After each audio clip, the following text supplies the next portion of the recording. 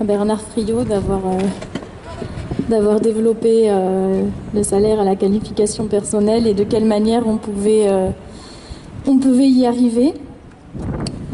C'est vraiment ce qui me fascine en fait dans ce que je viens d'entendre, c'est... Pardon, je suis pas très bien en face. Ce qui est fascinant, je trouve, dans sa manière de l'avoir développé, c'est que ça nous paraît palpable. Enfin, moi, c'est ce que j'ai ressenti, c'est que d'un coup, on se dit, mais oui, on n'est pas isolé dans un monde où il n'y a pas de solution. Parce que c'est vrai que souvent, on se bat contre des choses, on est indigné contre des choses. Je pense que si on est là au TNN, et si on fait cette occupation depuis lundi dernier, une semaine maintenant, et s'il y a tout ce mouvement en France, c'est qu'on est nombreux, bon là dans le monde de la culture, etc., mais ailleurs aussi, on est nombreux à être indignés de tout ce qui se passe, à savoir que c'est pas ça, et on a du mal à coordonner des idées pour affirmer que des solutions existent. Et je trouve que ce qu'on vient d'entendre, c'est justement ce dont on a besoin, ce que les gens ont besoin d'entendre, c'est que oui, ces solutions, elles existent. Elles sont praticables et elles sont à notre portée, quoi. Alors voilà, on a le gros monstre capitaliste qui est là comme une hydre là, avec toutes ses têtes, mais il y a toujours une méthode. Et d'ailleurs les mythes dans l'histoire de l'humanité nous ont appris qu'il y avait toujours une méthode pour arriver au bout des hydres et des monstres. Et là on touche ça du doigt, quoi. Donc vraiment merci pour cette explication magistrale. Je suis un peu intimidée du coup après, j'avoue, de parler. Donc déjà je me présente un peu. Donc moi c'est Violaine et je suis violoniste à l'Opéra de Nice et je suis également donc à la CGT NMCA Territoriaux Ville de Nice. Donc voilà, moi j'ai beaucoup d'échos, enfin je ressens beaucoup d'échos par tout ce qu'a dit Monsieur Friot à l'instant par rapport à ce qu'on peut vivre dans le monde de la culture actuellement. Et il vous a parlé de la fonction publique, il vous a parlé de la situation des artistes et de tous les travailleurs du spectacle vivant dans la fonction publique aussi. C'est vrai que nous sommes un certain nombre à être dans la fonction publique, mais nous ne sommes pas fonctionnaires. Nous ne sommes pas titulaires de notre poste. Et contractuel de la fonction publique, ça veut dire déjà pour les permanents. Je parle déjà des permanents, donc qui ont déjà un statut plus assuré. Pour les permanents, ça veut dire déjà 6 ans de CDD avant d'accéder éventuellement à un CDI. Je pense ici aux danseurs du ballet, par exemple, aux danseurs des ballets en général, qui souvent sont remerciés au bout des 6 ans. Voilà, on utilise leur talent et puis après on se dit que forcément danseur ça veut dire une carrière souvent qui est courte, voilà.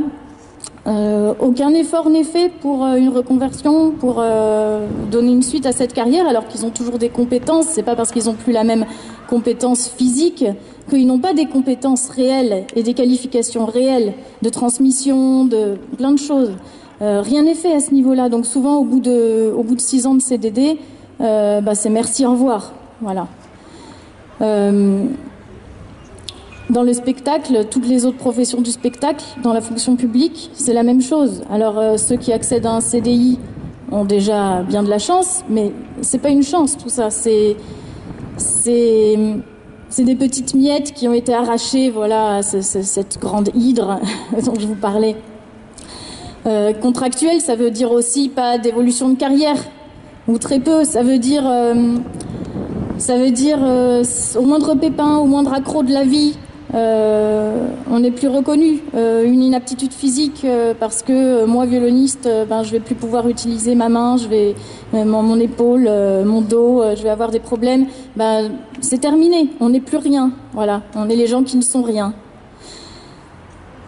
Et donc voilà, il y a beaucoup de choses à conquérir là-dessus. Ça veut dire aussi contractuel, ça veut dire plus de difficultés à s'engager souvent, pour les jeunes qui arrivent et qui ont une haute qualification, par exemple artistique, dans leur métier, qui arrivent là, ils ont 6 ans devant eux de CDD. Ça veut dire aussi pour beaucoup 6 ans de non-engagement dans leur métier, non-engagement syndical, non-engagement politique, parce qu'il y a cette peur toujours du lendemain. Et puis on a une spécificité un petit peu chez les artistes, mais je crois qu'elle existe ailleurs aussi, mais elle existe vraiment énormément chez nous. C'est cette espèce de mythe que la précarité des artistes, ça entraînerait l'émulation artistique, quoi. Ce serait quelque chose, voilà, d'avoir peur du lendemain, d'être devant son téléphone dans l'attente qu'on nous appelle pour faire un concert, quelque chose, ça nous forcerait à être d'un coup imaginatif, novateur, voilà. Et ces salles fonctionnaires, par contre, ils sont dans leur train-train et ils n'auraient du coup plus aucune créativité. Voilà, cette idée-là, elle est prégnante même dans la tête des artistes eux-mêmes, souvent. Mais elle est fausse. Elle est complètement absurde parce que Monsieur Friot le disait tout à l'heure, il parlait de son expérience, je crois, personnelle aussi, c'est-à-dire que c'est justement le fait d'être affranchi de cette domination et de ce chantage au travail. C'est ça qui nous permet d'aller plus loin dans la recherche, d'être audacieux, d'être inventif, de trouver des nouvelles choses qui bousculent les modes de pensée. Et dans toutes ces professions, que ce soit scientifiques, chercheurs, artistiques, etc., c'est au contraire, c'est indispensable. Et on se fait souvent berner par ce discours bien pensant qui est que un artiste devrait être désintéressé, un artiste ne devrait pas réclamer une sécurité de l'emploi. On a en ce moment 2 missions qui ont été commanditées par le ministère de la Culture qui concernent vraiment l'art et la musique en France. Une mission sur l'art lyrique et une mission sur les ensembles permanents, les orchestres permanents. Non seulement à ces missions n'ont été associées aucune organisation représentative syndicale pour les mettre au point, mais en plus, dans le discours qui ressort des premiers groupes de travail qui ont eu lieu sur la question, on voit ce mythe transparaître, non seulement transparaître, mais être établi, quoi. On lit dans ces rapports que les jeunes artistes aujourd'hui préféreraient avoir une carrière de musicien de projet, ils appellent ça. Musicien de projet, parce que on est musicien sur un projet, et puis après, on peut ne plus être payé pendant 2 semaines parce qu'on a notre projet qui nous a tenu à cœur. Et soi-disant, les jeunes, ils seraient en recherche de précarité finalement pour pouvoir assouvir leur créativité. Voilà, ce discours-là est faux, ce discours-là, et il est fait pour nous abuser, pour arriver à leur fin. À travers ces 2 missions, on voit que ce qui est directement attaqué, c'est le fait qu'en France, nous avons des structures culturelles permanentes, des ensembles permanents, des orchestres, des chœurs, des ballets. On a des ensembles permanents, on a cette richesse, mais qui est violemment attaquée, voilà, sous prétexte qu'il faut favoriser les ensembles indépendants qui favoriseraient la créativité. Voilà. Ça, encore une fois, c'est un subterfuge, c'est une manière d'utiliser une sémantique séduisante pour les artistes, pour les spectateurs qui ont envie de rêver en allant au spectacle, mais qui est fausse, qui est erronée complètement. D'autant que chez les permanents, les artistes employés par exemple par la fonction publique, mais tous les ensembles permanents, souvent il y a une créativité énorme. Il y a une créativité, il y a des propositions, il y a des innovations qui sont proposées par ces artistes qui sont là, qui existent, et dont l'employeur ne se saisit pas. L'employeur ne s'en saisit absolument pas. Quelquefois, on est face à une sorte d'absurdité parce que on se dit mais ils ont ces outils-là entre les mains, il suffirait qu'ils s'en servent et ils s'en servent pas. Mais pourquoi? On comprend pas. Alors, en fait, on a l'impression qu'il y a une vraie volonté effectivement de pas laisser les artistes, les travailleurs en général, prendre en main leur outil de travail, s'emparer. Comme disait Monsieur Friot, prendre le pouvoir sur leur travail, avoir cette arme-là. Il y a une vraie volonté de ça. Donc, dès qu'il y a des velléités, effectivement, de créativité, non, il ne faut pas que ça se voie, il ne faut pas que ça sorte. Il faut que la créativité, elle ne vienne que de la précarité. Et on est vraiment face à ce combat aujourd'hui. Ce qui fait que beaucoup d'artistes permanents, notamment, ont une grande frustration en eux, aujourd'hui.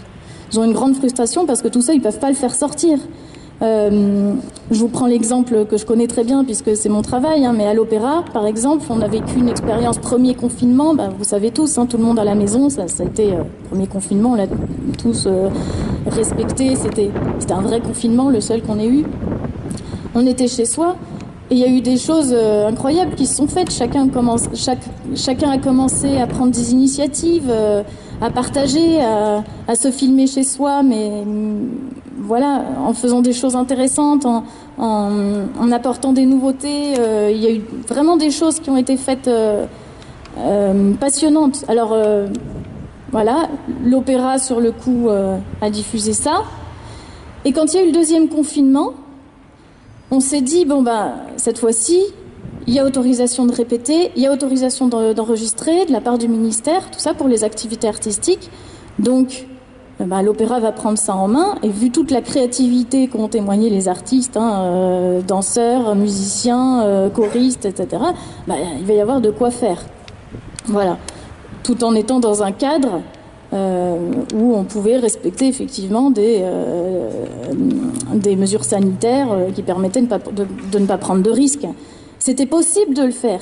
Il y a eu énormément de propositions d'artistes qui l'ont fait. Il y a eu énormément de propositions de mise en œuvre aussi du point de vue administratif, droit de propriété intellectuelle de la part des artistes, de la part de notre syndicat, CGT-NMCA. On a porté vraiment des choses pour rendre ça possible. Eh bien, ils ne s'en sont pas emparés. La collectivité ne s'en est pas emparée. Il n'y a rien eu. Rien eu, voilà. Donc, c'est vrai qu'il y a une grosse frustration.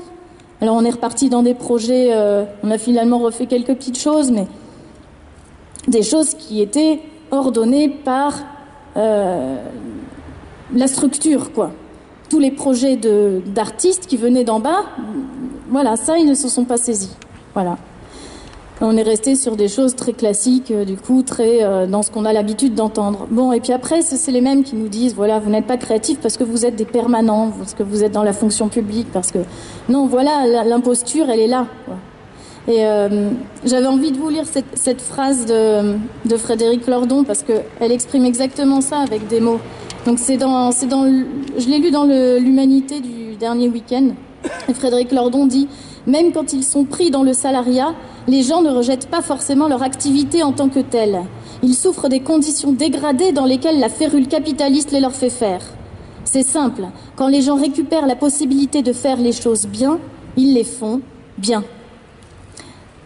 Et pour moi, cette phrase, elle est vraiment... voilà, elle exprime, elle résume ce que j'essayais de vous dire. Elle résume qu'on a chacun en nous... C'est pas vrai tout ce qu'on entend, voilà, s'il y avait le salaire à vie, s'il y avait tout ça, les gens feraient plus rien, c'est des paresseux, c'est un mythe. Quand est-ce que l'humanité s'est arrêtée d'être dans l'activité? Jamais, depuis la nuit des temps. Mais effectivement, ce serait sortir de la préhistoire que de conditionner cette activité à un emploi complètement géré par un carcan, par l'employeur, et d'identifier le travail à l'emploi. Le travail, on le fait tous on travaille. Les chômeurs, les étudiants, les retraités, et j'en passe. Tout le monde travaille en permanence. Voilà. Même dans sa vie personnelle, en s'occupant de ses enfants, il y a des tas de choses qu'on fait, c'est du travail. Et ce travail-là n'est pas reconnu. Seul l'emploi est reconnu. Voilà. L'emploi, donc effectivement, on va être payé d'après le nombre d'heures qu'on a faites, d'après le nombre de notes qu'on a jouées presque. Voilà, on en arrive là. On en arrive à cette idée qu'on va être payé au nombre de notes. On a déjà entendu des réflexions dans un orchestre. Qu'est-ce qu'il fait, lui, le percussionniste tout derrière il joue pas autant que les violons tout devant. Il fait un coup de temps en temps et tout. Mais voilà. Donc, est-ce qu'il est payé autant que les autres? Oui, puis quelquefois même plus, parce que qui sait comment le mettre, le coup, et où, et avec quelle nuance, et avec quelle précision. Voilà. C'est... La qualification, là, elle est immense, quoi. Et on rejoint, et c'est là ce que je voudrais dessiner un petit peu, c'est ce lien entre le statut de l'intermittent et le statut du permanent, par exemple, chez les musiciens. Parce qu'on vit ce même chantage au nombre d'heures effectuées. On essaye de conditionner, alors que pourtant, en tant qu'artiste, très souvent, ou travailleur du spectacle vivant, plus largement, on est recruté pour notre compétence, pour ce qu'on sait faire, justement. On est vraiment recruté pour ça. On est là pour ça. Pour notre qualification, pour notre compétence. Et puis après, on nous fait un chantage au nombre d'heures. Voilà, les intermittents, il fallait qu'ils fassent 1000 heures, maintenant il faut qu'ils fassent 107 heures, et on sent qu'il y a une vraie attaque à ce statut-là. Parce que ce qui n'est pas supporté, c'est l'idée qu'effectivement, entre deux emplois, entre deux nombres d'heures prouvés, eh ben, il puisse y avoir salaire. Ben oui, il peut y avoir salaire.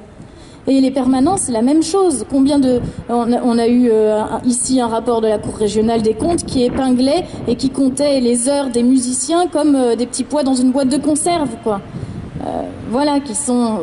Et pas seulement à Nice, hein. Souvent les ensembles permanents sont épinglés pour ça et on va comptabiliser les heures et puis on va se dire ah ben du coup ils font tant d'heures, on fait une addition, ben il pourrait être moitié moins de musiciens et puis comme ça ils feraient le double d'heures, mais ça marche pas comme ça, quoi. C'est pas comme ça que ça marche et ce chantage il est subi, il est mal vécu et il est commun aux intermittents et aux permanents.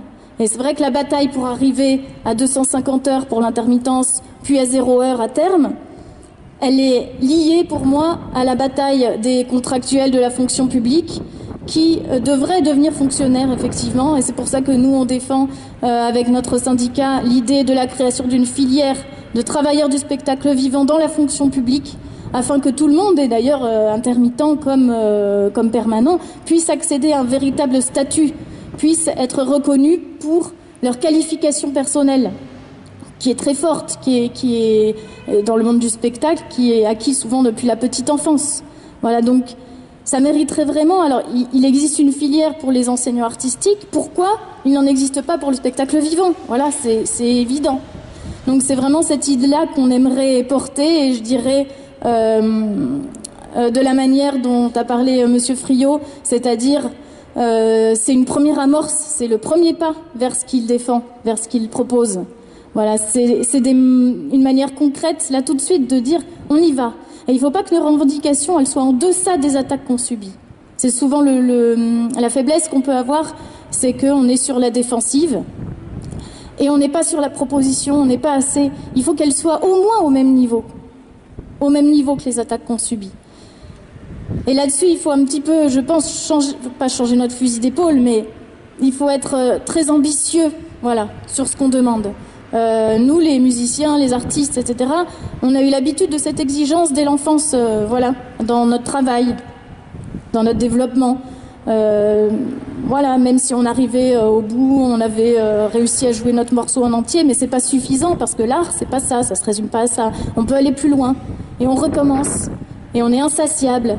Et aujourd'hui, j'ai envie de dire, il faut qu'on soit insatiable dans nos luttes, dans nos revendications, parce que eux le sont. Voilà. Il faut pas être en deçà d'eux sur la stratégie. Il faut être insatiable. C'est le mot que j'ai envie de dire pour la fin. Voilà, merci.